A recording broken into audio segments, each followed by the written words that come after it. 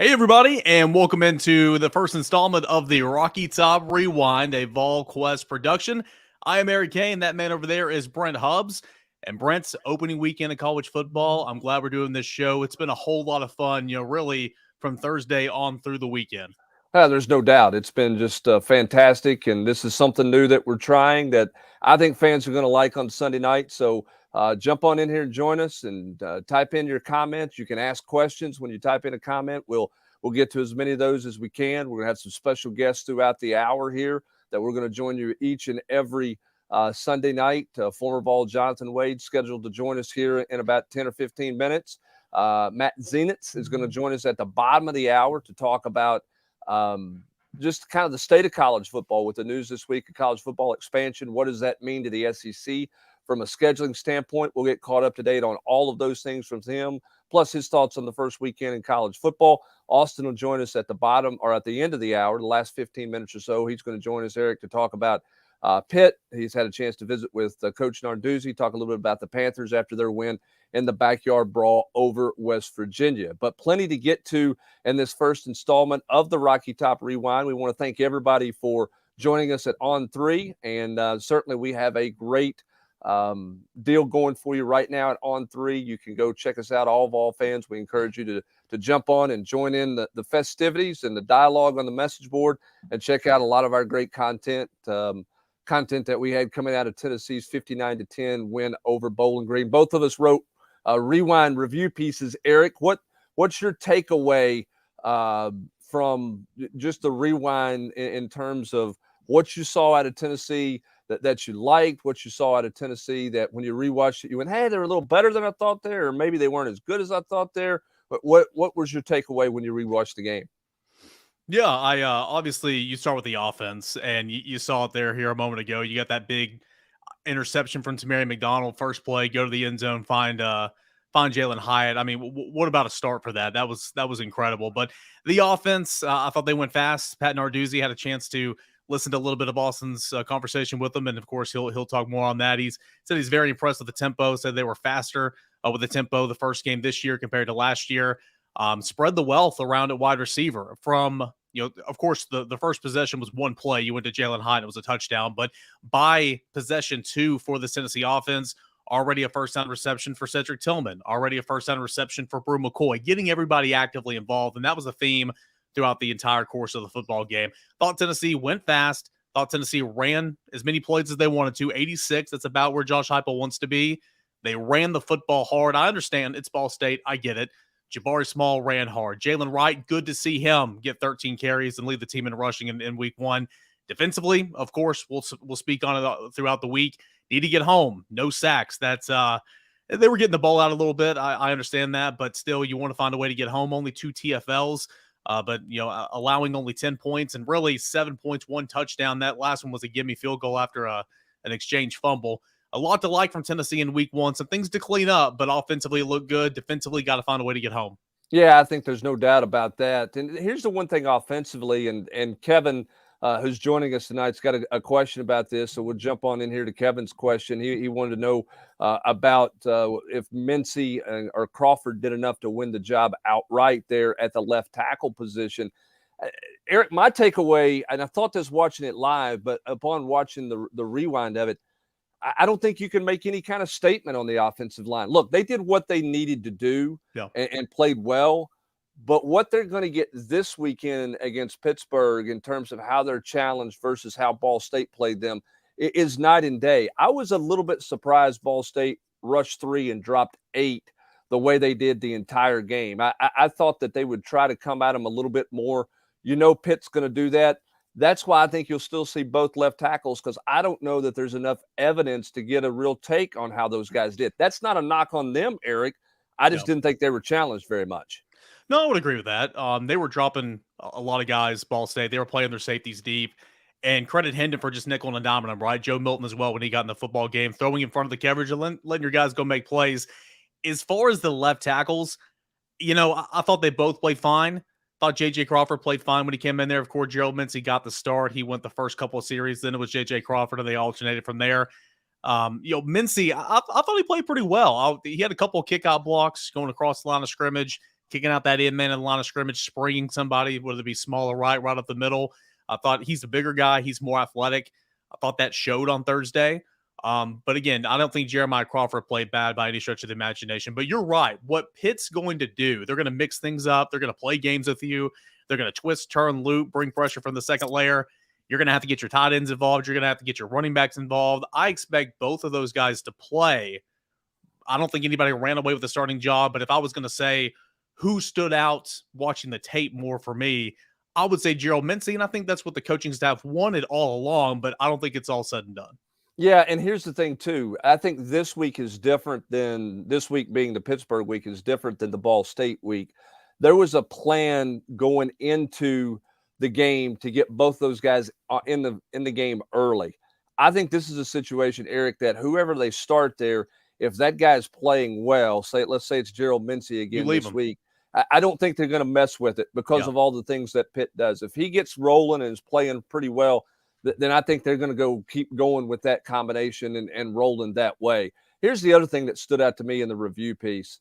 And again, if you got questions or comments, drop them in there. We'd love to get to them. We'd love to answer your questions. That certainly the interactive part of this show makes it fun. That's what we want to do. 3:30 ABC, Sam Smith. 3:30 ABC.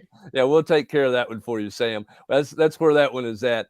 But the other thing upon the rewind to me, Eric, is I just don't think Jacob Warren and Princeton Fant get enough credit for the dirty things and the little things that they do. And I mean dirty in a positive way. Yeah. The little things that they do in this offense, they are so vital. You almost want to bubble wrap those guys through the week and make sure they're ready to go by Saturday because they don't have a lot of depth. They don't have any depth behind them at tight end. I think both of those guys, I thought Warren played as physical Thursday night against Ball State as we've ever seen him play in a Tennessee uniform. Yeah, I would agree. You move them around. They line up as H-backs, line up on the line. You can split them out. They do so much in the perimeter passing game as well. And this is something I go back to at Kentucky last year. Princeton Fant sprung Javonte Payton, and then Bayless Jones again on that next possession there. Tennessee starting off hot at Kentucky. You saw a little bit of that on Thursday night as well. They do so much that no one knows about. And with Charlie Browder getting a little bit banged up in that Thursday game, you saw Hunter Salmon come in. And so they just don't – and Miles Campbell wasn't to go on Thursday. You're right. They just don't have enough depth right now, but they use both of those guys so much that it's crucial to their offense. And I thought they looked pretty good. They want to be more involved in the passing game. They say they're going to be more involved in the passing game. We'll see as the season goes along. Remember this Pittsburgh game last year, they lined up Jacob Warren in the backfield and allowed him to run a little loop route and threw it to him right in front of the goal line. So potentially you'll see something there. I was going to ask about defense, Brent. Your thoughts on obviously rushing the passer, that's going to be a thing. But Aaron Beasley, I thought was flying all over the place. I understand it's Ball State. Thought it was a positive that Aaron Beasley played as well as he did. Haven't checked the PFF grades, but I would assume he graded out pretty highly.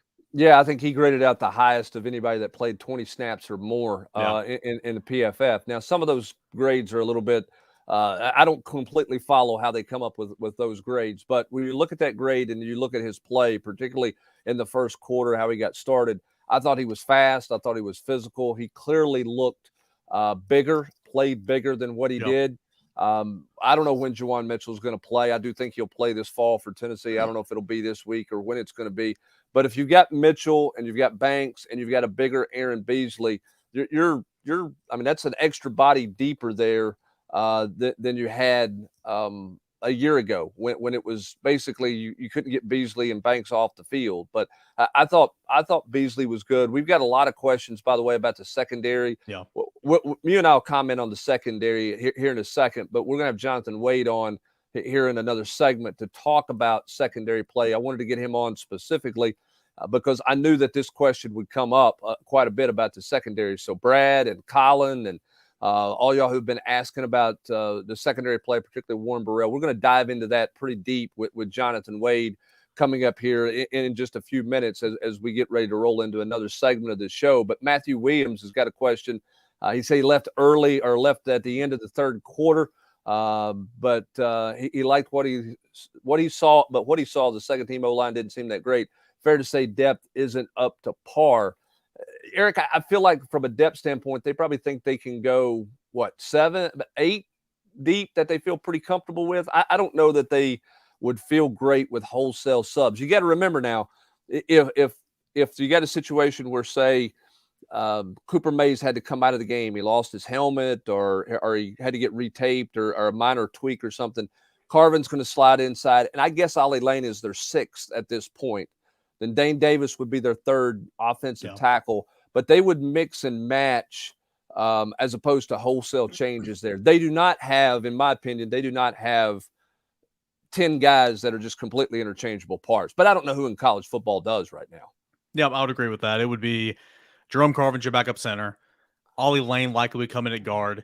You could also see a scenario where Dane Davis is your swing tackle. He could slide inside and play guard as well. They're repping him there, and he can be a guy that could go either side, play guard. You might flip Ollie around, whatever the case may be. There's not 10 guys, wouldn't be, as you pointed out, 5 in, 5 out. But are they as deep as they want to be? I would say no. No team ever is. But, I mean, it's about kind of where you were last year in this regard. But they do like some of these young guys. I will say they like the makeup down the line of Addison Nichols. They like the makeup of Masai Reddick in particular, but they're just not ready yet. So I would say that it would be kind of those type of guys filling in the short term more so than anything. I know we're going to get Jonathan Wade here in just a moment. I want to ask you one more thing. Notice early in the game, notice the Thursday night, but also on the rewatch, third downs, fourth downs, subbing some personnel in there, taking the star out with Tamari McDonald, Elijah Herring in, another freshman that got some early run. Yeah, I was a little surprised at what they were doing there. I think they were just kind of flirting around, messing around with some stuff to see kind of what it looked like. I did not think Tim Banks was very exotic in terms of what they did in the defensive front. I know they didn't get home, which was a disappointment. They played no games up there. I didn't see any twists or stunts upon a rewatch, no stemming. They were very basic, kind of head up, straight up, one-on-one type stuff. Still, Tennessee didn't get home, and I think that's a concern. But they were playing with some different personnel there. Elijah Herring playing early. I love the 17 snaps that Jonathan Josephs gave. I don't know that he's ready to play 17 against Pitt, but I tell you what, that guy's got all the makeup to be a really good football player. He jumped off of the film. He did. I thought he did. I thought his first step and his get off was really good.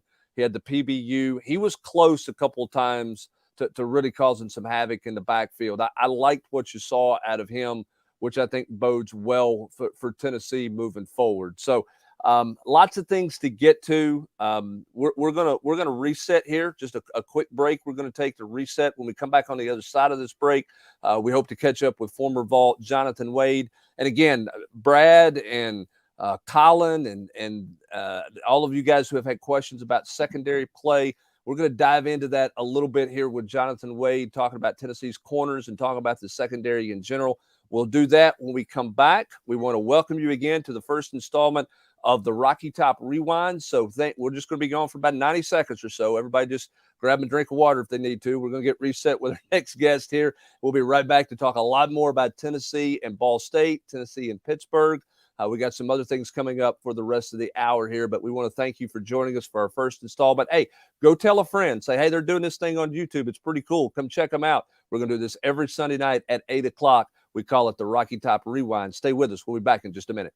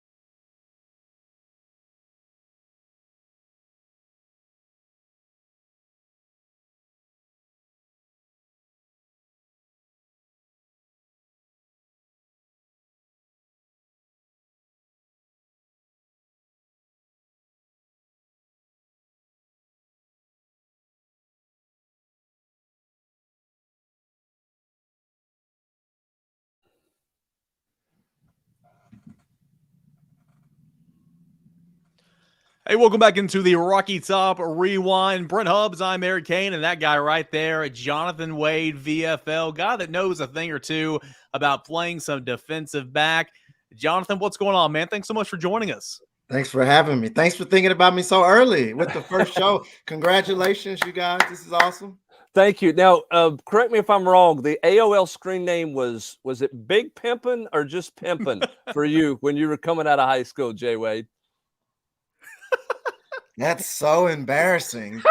Oh my God. I'm going to tell a quick story on Jay Wade. This is the truth now. If I'm not, you correct me if I'm wrong, but you summer camped at Tennessee maybe in June or July. You committed. You committed in the summer. There was no dead period in July back then. I don't think there certainly wasn't a full month. You committed sometime late June or early July. I was at the lake on the day that you committed to Tennessee.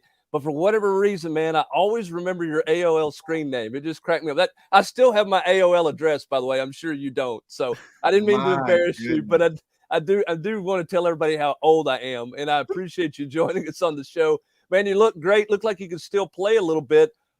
What did you make of Tennessee's secondary Thursday night against Ball State? They gave up 270 or so yards passing. But what did you see out of the Tennessee secondary when you watched your Vols play on Thursday night? I saw energy and fight, which is important. You got to have that. You don't want some guys that are robots. You don't want guys that are just going to lay down and let whatever happen. We're going to give up yards. You're going to get scored on, but the ability to just keep competing, or the want to drive to just keep competing play after play, was good to see for sure. A lot of people are asking, and I can't remember all the names in here. I can pull it up real quick. A lot of people are asking about Warren Burrell right now, and kind of what you see out of Warren. He got picked on quite a bit at the end of last year. He's a guy who's played a lot of football, but he got picked on again. I mean, it looks like part of the game plan for opponents is they want to go after Warren Burrell. When you know that as a player, that teams feel like they can come at you, how do you handle that psychologically? And how do you go from being a guy that people see as a liability to becoming the guy that nobody, that they become leery of challenging you? And what's Burrell's challenge to do that? Honestly, when you become the guy they want to pick on, one of the two things are going to happen. You're going to eventually play yourself into becoming a major liability, or you're going to play yourself into the guy where they can't throw it. And the more you take on that responsibility, which is, you want a guy who wants that. I'm not sure if they still play boundary corner and field corner, but that was the thing when I was playing. The X receiver, the Dwayne Bowes, the Sidney Rices, the receivers, they would be in the boundary, and you wanted a guy who could go and challenge those guys, regardless of what's going to happen. They're going to make their plays because they're on scholarship like you. And a lot of times those boundary receivers, those X receivers, are on their way to the next level, especially coming out of the SEC. But you want a guy who can take on that challenge week in and week out without wearing it, How hard is it to play this position, to play the corner position in the SEC? I mean, how mentally is it more mentally challenging, more physically challenging? Is it equal? What is the difficulty of being a corner in the league, particularly with the way offenses are being played right now in football, Jonathan? That's a great question. That's why you're doing this. Mentally, from week to week, it's a different receiver, a different crop of receivers. Physically, it's going to be challenging because they're big. Now, a lot of the other guys are big as well, but mentally, it's just, you got to deal with this group of receivers and the way that they run their offense. Then the next week, it's another group of receivers in the way they run their offense. And we're talking from Florida to Georgia to Kentucky to whoever to Ole Miss this week. Everything's a different type of wrinkle, and they're trying to perfect it. So I would think that would be the toughest test. Jonathan, I want to go back to Warren Burrell real quick, because again, we have so many people wanting to know, and from a guy that's played at a high level, you kind of know what's going on in that helmet right now. A guy that's been a 3-year starter, played a whole lot of football, started getting picked on a little bit towards the end of last season. When you see his game, what do you like in his game? There's a reason he's out there, right? And I thought even on Thursday, they were going at him early. Ball State watched the film. They saw the Music City Bowl. They saw the South Alabama game last year. So they knew to go after him. But I even thought on Thursday he responded well, made a couple of tackles in front of the sticks. What do you like about Warren Burrell's game? I was told by Coach Slade sometimes that all you need to do is just see one. Just go make one play. Go make the first play. And then it'll kind of snowball from there. Here's the exact words to me with the first interception then, but it's not always an interception. Sometimes it's a tackle that you need to feel yourself make. You need to feel yourself make that first hit, that first play, and then go from there. He has the measurables. He looks great. He has the size, he has the length, he has the attitude, he has the fight back, all those things. You hate to see a corner with a great skill set, but then they can't mentally continue to fight back. He showed that Thursday. And he wears number 4 too, right? Right. Got me hurt. Hey, I want to ask one more about a guy that was a newcomer last year, and it feels like every time he's in the ball game, he's making plays. Made another play on Thursday night. Kamal Hadden. I think, and he missed a lot of camp and everything. What do you like about Kamal Hadden's game? Because I feel like he's a spark plug. I feel like he's a guy that can really add a lot to the secondary. Obviously, you're hunting down interceptions. Spark plug is exactly the attitude you need in your secondary. You need a spark plug. You need an energy guy, someone who can just get everybody going, regardless if it's rain. Everybody feels good when it's sunny outside, but those guys that just want it anyway when it's muddy, when it's snow, when no one wants to practice. That's probably that besides his game, the energy, just bringing energy nonstop is so important because 4 quarters is a long game. Yeah, it certainly is. And he was a guy who, again, it's going to be hard to keep him out of the lineup, I think, with the way that he plays and the length that he plays with. The other thing I see when you talk about putting the whole secondary picture together, Jonathan, is defending the middle of the football field. And listen, this is a football problem for defenses. There's a reason the Kansas City Chiefs are throwing it throughout between the hash marks every week on Sundays. Everybody in the NFL is doing this if you've got a quarterback. Right. Pitt a year ago with Kenny Pickett. Pickett was 18 of 22 with 2 touchdowns, 191 yards between the hash marks. This past Thursday in the backyard brawl against West Virginia, Pitt's quarterback was 10 of 13 in the middle of the field. How hard is it to defend the middle of the field, Jonathan? Eye discipline. Unfortunately for that safety back there or safeties back there, their eyes can get so caught up with everything that's going on in front of them. And once you lose your eye discipline for a split second, I mean, it is truly for a split second at this level of play, you can be out leveraged. If you got a good quarterback and got a guy who knows how to run a route, it's a tight end. A lot of times guys are sending these big monster tight ends, which didn't exist when I was playing either, but they're sending these monsters up the middle of the field. It's hard to match up once they get body leverage. It's basketball on grass at that point. How hard is it to marry the linebackers with the safeties in the middle of the field? Because, linebackers have the same eye discipline from the standpoint too, a lot of times, right? Because they've got the drops that they've got to make if you're playing zone. I mean, it seems like it's a pretty tough match, which is why you got to get home with some pressure, I guess. But the middle of the field right now seems harder to defend in football than it's ever been to defend. Imagine I don't know why that's gay. You got linebackers who are trained to read run first. Now, they're trained to read run and pass equally, but they're trained to read run first. You have safeties that are trained to read pass first. So in the middle of the field on every play, you have a split. Just at the snap of the ball, you're going to have a split, which is automatically going to create a gap in the middle of the hole. And people are just now starting to exploit that. Is that why pressure is such a premium right now? Is that why that you've got to find a way to get home in some way? Because if it becomes 7-on-7, right? If you're just absolutely. Absolutely. With the rules, you can't hit them here. You can't. It's absolutely becoming 7-on-7. So getting home, bringing the extra person, hopefully having enough up front to get home. Everything starts up front. I wish I'd have knew that back then. I'd have took those guys out to eat more. But I understand that everything starts up front. If you've got 4 guys up front who can get home, oh my gosh. Yeah.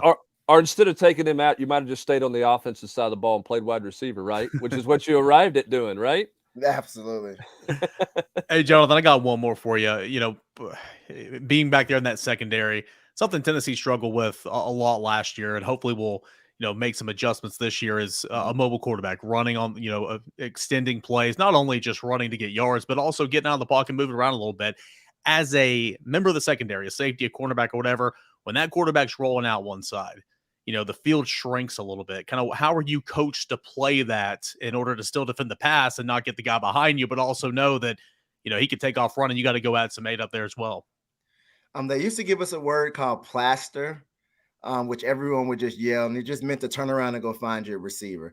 Normally, what would happen back when I was playing, when the quarterback would break the pocket like that, there were very few quarterbacks who could actually make a throw that mattered at that point. It was just like a free-for-all. Somebody's going to get an interception on this play. But now with the way these quarterbacks are being trained and the abilities that they have, you absolutely must stick to your receiver and allow the other players on your team to do their job. Because if he breaks containment and you lose your guy, now you're the player in a position in the position to get stuck because you don't know whether to go get him or cover your guy. Because we don't know when they cross the line of scrimmage, there's no way to really know that. That's why that old pump fake still works. Jonathan, do you like this era of football? Do you like the RPO? I know as a defensive back, it's really hard to defend. Do you like watching it, or as an old DB, do you sit there and go, "Geez, Louise, that's such an unfair advantage for my guys back there. It makes it really difficult to do anything." You know what the biggest disadvantage is? Honestly, I don't mind it at all. It's fun for me. It puts more DBs on the field. I'll go for that. But I wish they would make one pass interference rule. That's it. That's the only thing I would change. Just even if it's going to just bring the NFL rule to college so those kids can learn how to play that. But I love the game. It's fun. It's exciting. It gives everybody a chance to get the ball. When it was a straight drop back, it wasn't as exciting as it was now. So what are you into these days? Let everybody know what you're into. What are you up to these days, and what's your involvement in the game, and what's going on with you, man? Well, man, I am currently just I'm trying to help the football back in my. Whoa, I got a dog in there. So get out. I've been hearing them the whole time. I'm like, man, hey, someone's wanting you to get off right here. I just went back to my hometown and got with a high school, and I'm going back to get with another one. I just kind of spending some time with the programs and with the guys and kind of giving them some of the feedback that I see where things could be better. If they're great, let's keep it going this way. But I'm kind of one of those people. The information that I have, I can't use anymore, if that makes any sense. Sure. So I want to give it to everyone that I can. Anyone that'll listen and take it serious, I want to give it back. Well, that's awesome for giving back to the game, and thanks for sharing the game with us tonight. Yeah. It helps for everybody out there listening that sees, what one play can do for a guy like Warren Burrell, and just your insight into how he's playing versus what we think he's doing from whatever section we're sitting in or wherever we're sitting at watching the game. So we certainly appreciate you joining us on the first installment tonight, man. It's great to see you. You look like you can play a little bit this weekend. You want to come suit up and go? You got any reps left? Third downs only. Third down only. All right. Sounds good, man. Hey, thanks for joining us, man. It's great to see you. Thank you. You guys have a blessed night. All right. Appreciate it, Jonathan. I'll say this too. Hey, he's coming up on the VFL Players Lounge this week. So if you like what you heard right there, a little teaser, he's going to join us here to preview Pittsburgh as well. But hey, coming up next here on the Rocky Top Rewind, we're going to be joined by On3's Matt Zenitz. A lot of changes going on in college football right now. And for the future, what's that mean for Tennessee and what's that mean for the SEC? We'll discuss it next with Matt Zenitz. Brent Hubbs, I'm Eric Kane. This is Rocky Top Rewind.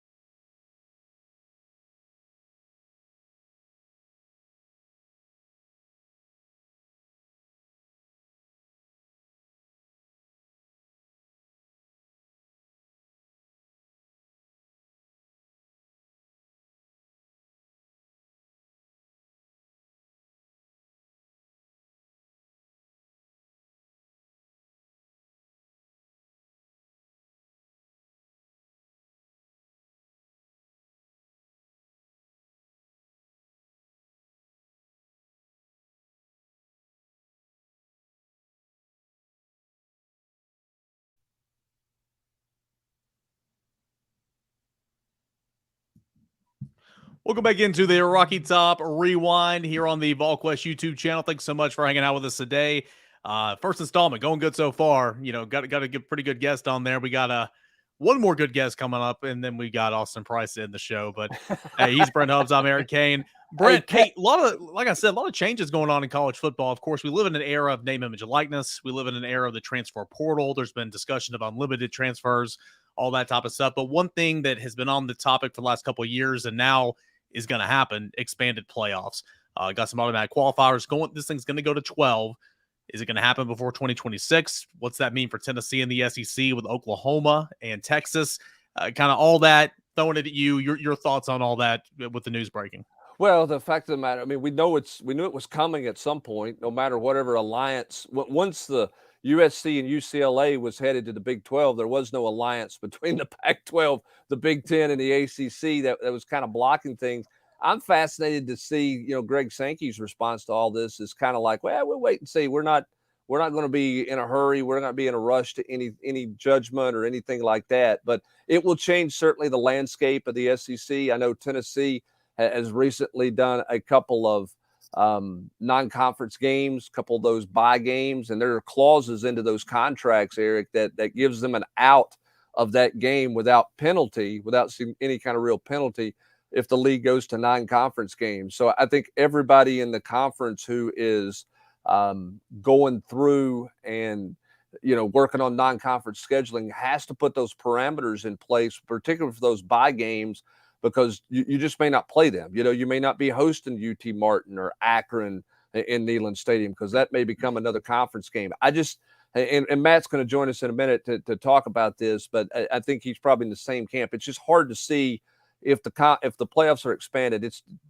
I just can't see how the SEC is not going to go to non-conference games when you're adding Oklahoma and Texas into the mix here. So it only makes sense to me that that's going to happen. And speaking of the man, there he is. He covers college football nationally for On3. Matt Zenitz joins us on the program here. Matt, thanks for your time, and thanks for being a part of the initial Rocky Top Rewind. We're talking a little bit about the news this week with the expanded college football playoffs. I'm sure not a shock to you, right? I mean, this was more a matter of when, not if, correct? Yeah, absolutely. Obviously, this had been in the works for a while, going back to the initial proposal last summer. And I'm sure you guys agree. It seemed like only a matter of time. And obviously, that's ultimately the case right now, where people involved with the playoff, that the way have summed it up, essentially, whether it's Mark Keenum or Bill Hancock or guys along those lines, have just kind of summed it up along the lines of this was the time. Is that just because of the money? Is that the bottom line of this thing? Everybody's looking at the dollar figures that are available out there. It just makes sense, right? It's like the NFL.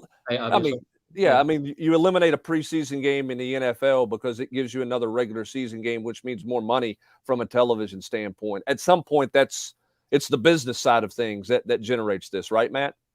It's definitely a big part of it, the financial component. And obviously, you look at just the revenue that's generated for teams that are now going to be playing playoff games, and additional teams that have the opportunity for just that financial gain. And I'm not saying anything groundbreaking, that obviously plays a role in all of this also, including just everything related to the college football playoff and the financial part of it.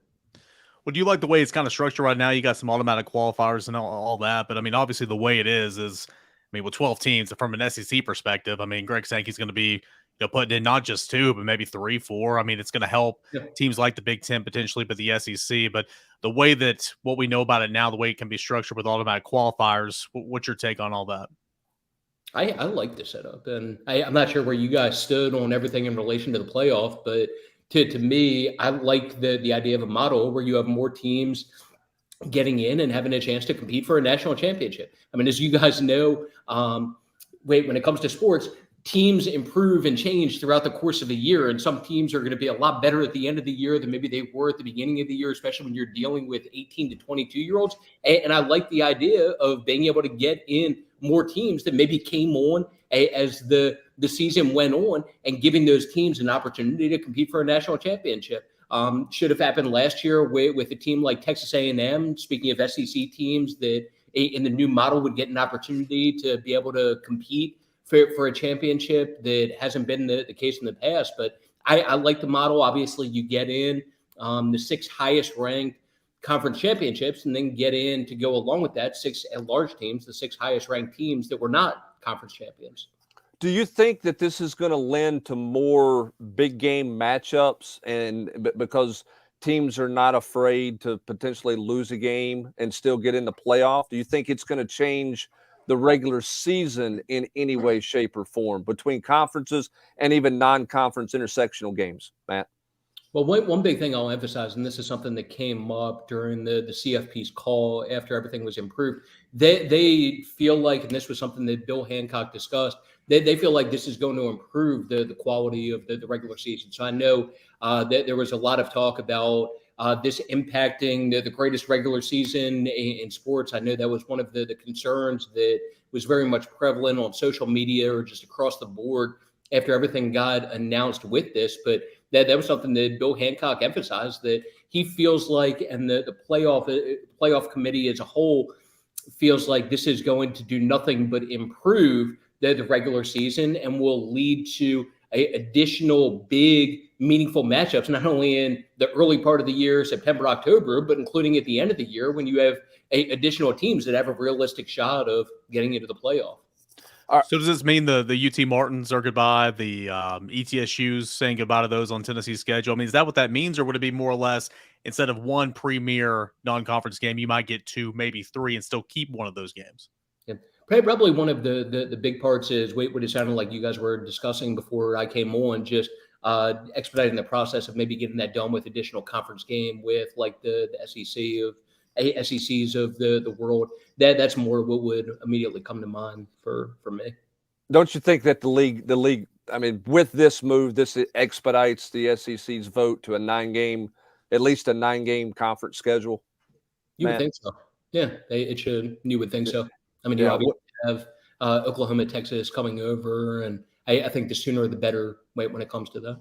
Yeah, the question is, how quick is that going to happen? Does this expedite any of that, right? Because everybody says by 26.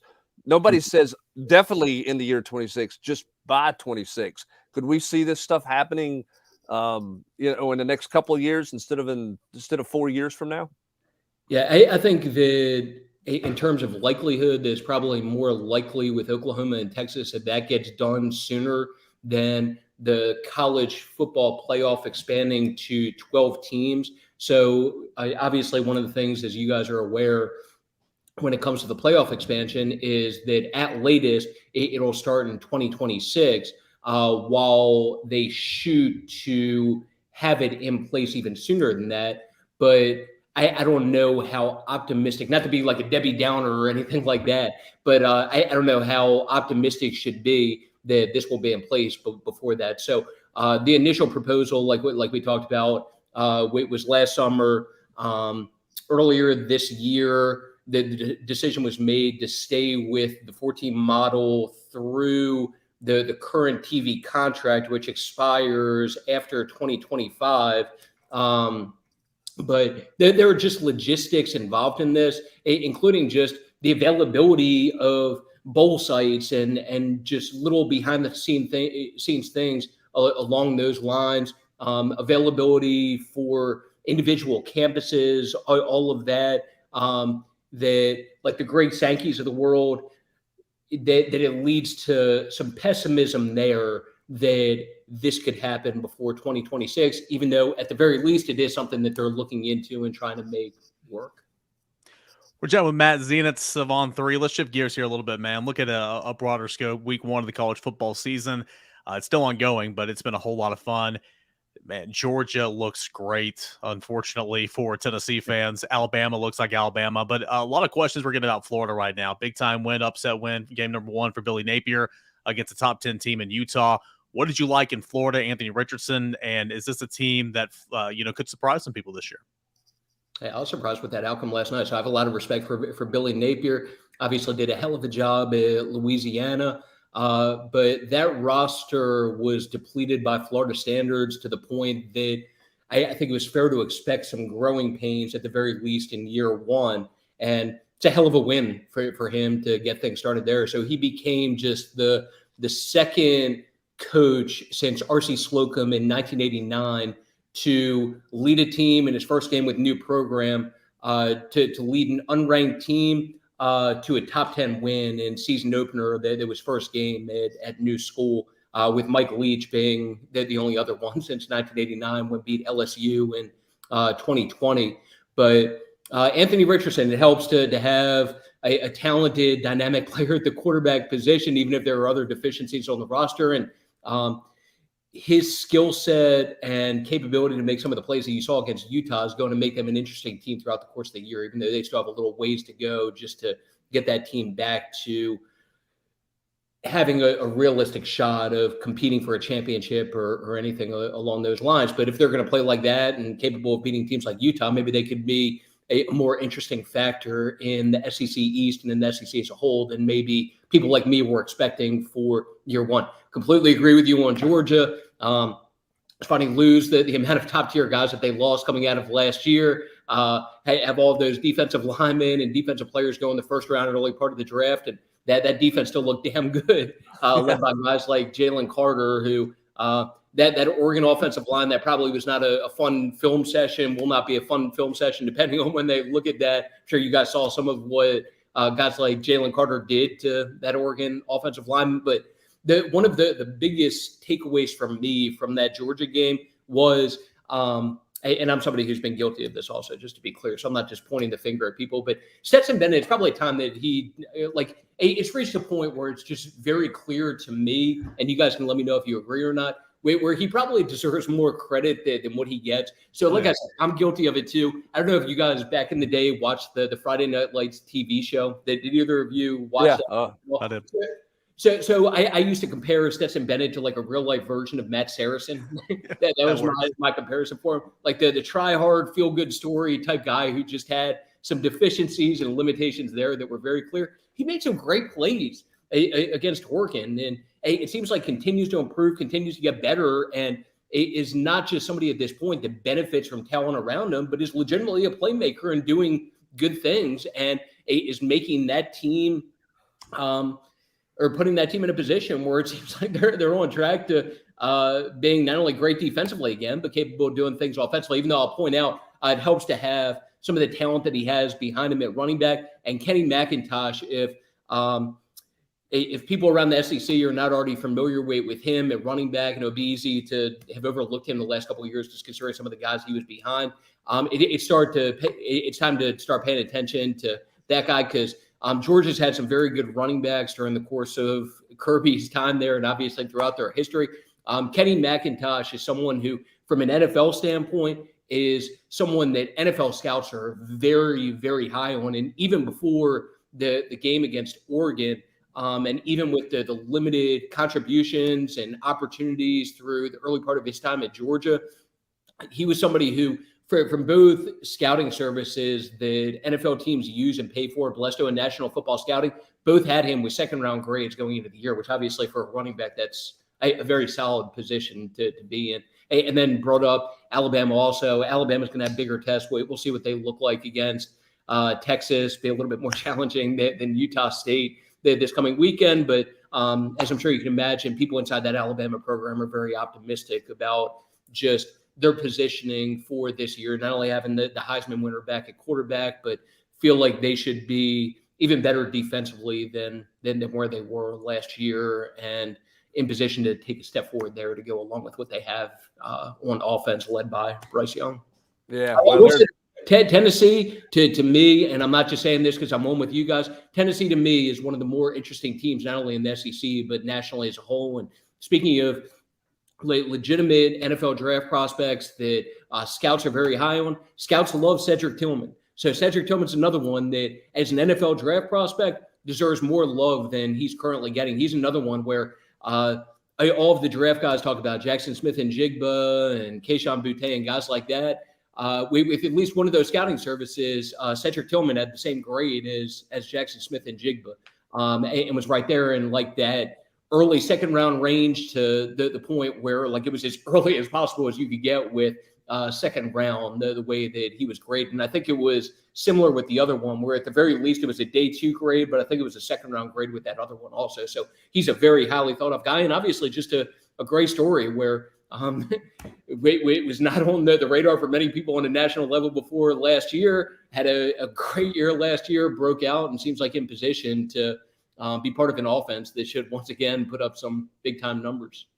Well, they're going to need big-time numbers this week at Pitt as well. It's great to have college football back, Matt. It's great to have you on the program tonight. Thanks for joining us. Yeah, thanks, We'll Matt. We'll catch up with you in a couple of weeks to get us your thoughts on the landscape after we see everybody with a few more tests here in a couple of weeks to see how all this shakes out. Thanks for your insight on the national scene and certainly your insight on the college football playoff. We appreciate it, Matt. Thanks. No problem at all. I appreciate you guys having me, and I look forward to being back on with you guys. All right. Thanks, Matt. That's Matt Zenitz, who joins us tonight to talk about a lot of things going on in the world of college football. There is college football going on right now, by the way. Florida State is leading LSU by a score of 7-3 just in the closing minutes of the first half. We're going to get a break here. Eric, on the other side, we're joined by Austin Price. We're going to take your questions, throw up some of your comments, discuss those as we close out this first installment of the Rocky Top Rewind.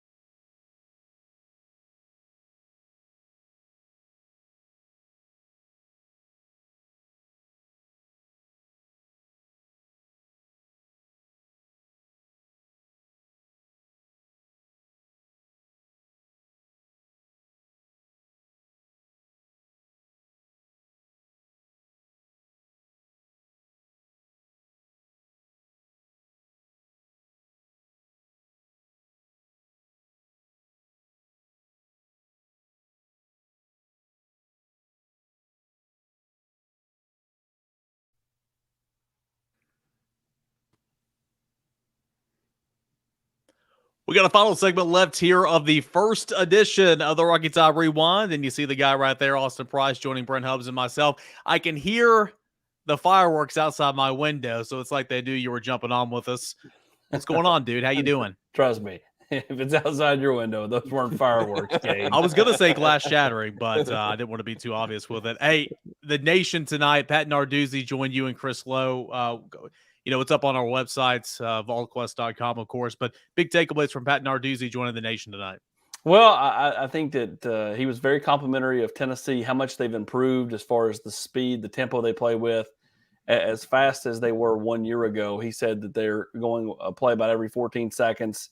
I mean, really, really have picked up the tempo, picked up the pace, and was very complimentary of Hendon Hooker and how much he's grown as a player since he was inserted when Joe Milton got hurt last year. So Narduzzi expects a great game coming up, on Saturday, and he knows that this early season test with the backyard brawl probably gave him a better kind of litmus test for what to expect with Tennessee as far as what he can expect from his players coming up Saturday afternoon.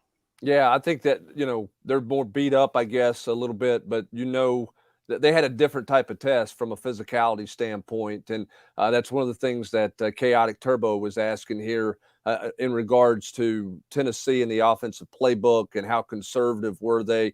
Do you think Tennessee is going to open that thing up? That they'll have to, Austin, because one, Ball State played Tennessee very differently than Pitt's going to play, and two, that Alex Golesh. Look, when you jump out 17-0 very early in the first quarter, anything you had on that playbook that you really wanted to look at or really had in your hip pocket that you thought you might need. You just put it back in your hip pocket to hold it for another day, right?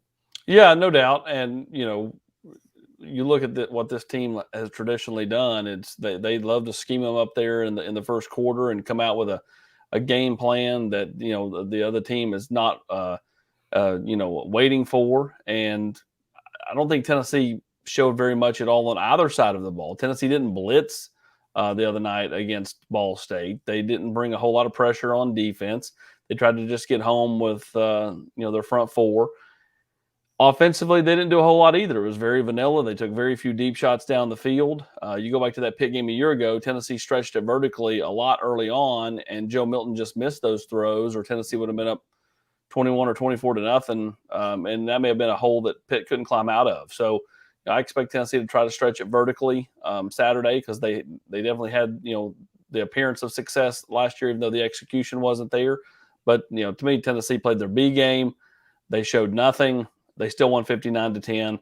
I thought that was a really solid start for Josh Heupel in year two, because you go back a year ago, Hubs, they scored 38 and was very lethargic doing so against Bowling Green.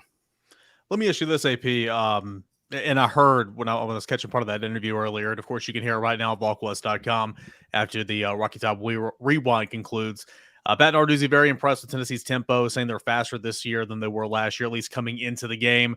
Tennessee ran 86 plays against a Ball State. Do you like where the tempo is? Obviously, how big of a factor will that be against Pitt? And do you think Tennessee can, obviously use that to its advantage against a Pitt team that, when it gets a West Virginia team and JT Daniels, that's obviously not going to be anywhere in the same stratosphere? Yeah, I think Tennessee's tempo will be the reason they win the game if Tennessee does win the game. If Tennessee can avoid turnovers, I think they have an excellent chance to go on the road and improve to 2-0.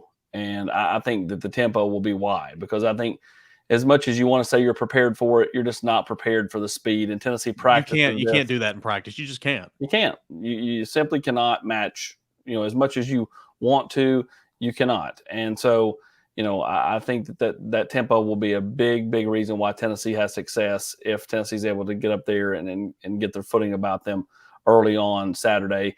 If they can have the plays drawn up and execute this year like they did last year, and again, that's easy to say, then I think they have a real chance to get off to a hot start.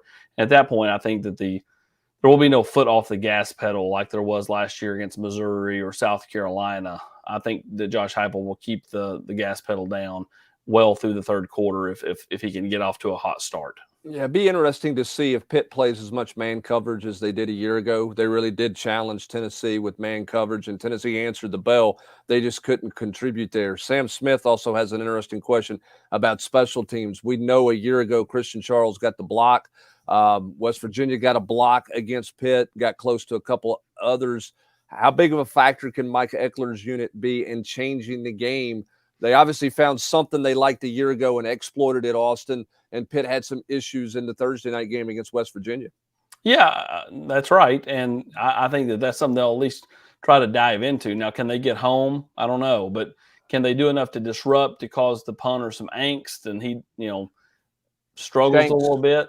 Yeah. That can also have a huge impact on the game, where you instead of flipping the field and kicking it 45 or 50 yards, you shank one and, you only kick it 12 or 13 or 20 yards. So, yeah. I mean, even if they're not able to get home, the pressure can have a huge impact. I'm interested to see what they do, like, when they actually try to return a punt Saturday. This would be a different game than this past week. Are they just going to be, comfortable with the fair catch and get it to the offense and go? Or do they want to try to make a play on special teams in the punt return game? Boy, if they're only going to fair catch it back there, I'm sending the house, Eric. I mean, I'm coming after them. If my whole game is just to have the ball at the end of the play, with Trayvon Flowers back there, I'm as aggressive as I could possibly be up front trying to get to the kicker. That's just me. But yeah. if that's your game plan in the punt return, come get him. Well, and maybe that'll change once D. Williams gets back there potentially. But 2020 wasn't a whole lot of fun because Bayless wasn't back there returning punts, and everybody knows what Bayless gave that offense returning punts. But I'm with you. If that's the case, go get it. Also, I do want to ask you this, kind of going off what Dustin Smiley's saying right now, not necessarily about the stacks, but playing a lot of guys. You played game one, it's in the rearview mirror, you check the film and all that. They didn't rotate a lot of guys in the secondary until the very end last night or Thursday night. But I think that rotation's going to go down a little bit. You're not going to see the Garlands, the Pages, and all that in this football game so early on. You're not going to see, maybe you will, but I'm talking about like the Dominic Baileys and on the defensive line. I think that they're going to trim them that rotation, play more snaps with those guys on defense, obviously, because the challenge is going to be so much greater with that offense from Pitt.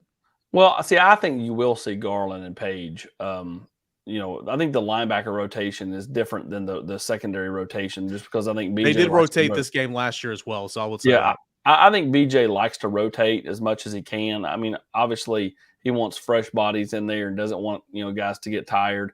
Juju Mitchell, he's to be determined. If I was putting money on it, I wouldn't.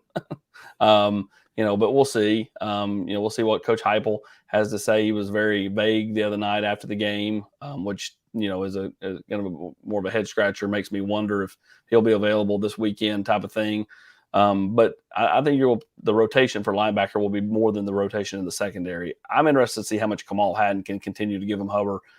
We had him on the locker room earlier tonight. This kid's clearly, rolling with confidence. Feels like that he can, he's starting to get his footing after missing a lot of time in fall camp. Learned a lot of things when he was watching in fall camp versus, being out there just because he was forced to. So I think if he can, continue to give him something, I think that's a good thing, because I think he's Tennessee's most talented corner, and I think they need him to assert himself and be that going forward. Yeah, I thought he was terrific on Thursday night. I mean, I think he played 18 snaps. They threw it at him 4 times. I think he gave up 1 catch, and he had an interception in one of the other 4 throws his way. I thought his coverage was really good, which goes back to this question, too, a little bit that John Baxter's asking. Can Tennessee's defense stop Pitt's run game without stacking the box and becoming susceptible to their play-action game? Eric, that gets back to what I was talking to Jonathan Wade about a little bit earlier in the show in terms of the middle of the field. I mentioned this stat a year ago. Kenny Pickett picked Tennessee apart in the middle of the field, 18 of 22, 191 yards, 2 touchdowns between the hashes. Slovis in the backyard brawl was 10 of 13 between the hash marks or between the numbers. But Pitt didn't run the ball very well. Yeah. So can Tennessee handle the run game without committing extra people there and opening themselves up in the middle of the field? I think that's a great question in terms of what they can do against the run come Saturday afternoon. Yeah, I would agree. And I mean, one thing's for certain, Pitt's going to try to run the football. They're going to try to establish that running game. Narduzzi wanted to do that last year. As the season went on, he couldn't do it because Kenny Pickett was incredible, but he's made it a point saying he's going to do it. They tried to do it on Thursday nights. Didn't work out that much. So we don't have an answer for that right now because you didn't get a good look from Ball State. But Tennessee early on in the season last year was pretty stout against the run.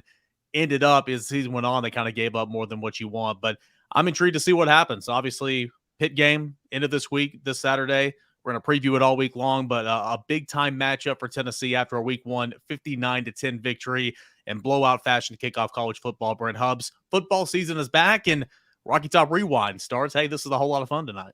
It certainly was. We appreciate Matt Zenitz joining us, Jonathan Wade joining us, and, of course, Austin Price coming in at the end to close this thing out. We got to get him like the trumpet music that the guy from the Mets, comes into or something. I mean, he needs some walk-up music into this final segment that he's going to participate in every week here on the Rocky Top Rewind. But it's been a lot of fun in our first show. Hope you guys have enjoyed us being a part of it. Tell your friends, tell everybody. 8 o'clock every Sunday night, we're going to be right here doing this thing for an hour. 8 o'clock every Sunday night. These 2 guys will have it. I'll slide in on the backside after the Nation and the locker room. But more importantly, if you're watching and you're not a member of Volquest.com, don't forget it's only $1. You can find that much loose change in your couch right now or in your cup holder in your car. $1 for the first year. $1 for the first year. Volquest at On3. It's been a great first weekend, and our subscribers have been rocking it. We've been knocking out a lot of content, and we appreciate everybody who's been able to jump on with us, whether it be Wade and Zenitz on this show or any of our loyal subscribers that have followed us. I mean, we just appreciate everything they've done. Yeah, certainly have. It's been a blast, Eric. It's been so much fun. Hey, for Brent Hubbs and Austin Price, go ahead and like this video as well. Let's get to 500. Let's take care of that. $1 for 1 year over at Volquest.com. We've had a blast. Austin Price, Brent Hubbs. Pay Eric Kane's salary. Thank you so much. Yeah, for real, for joining us here on Rocky Top Rewind, and have a great rest of your Sunday night and happy Labor Day.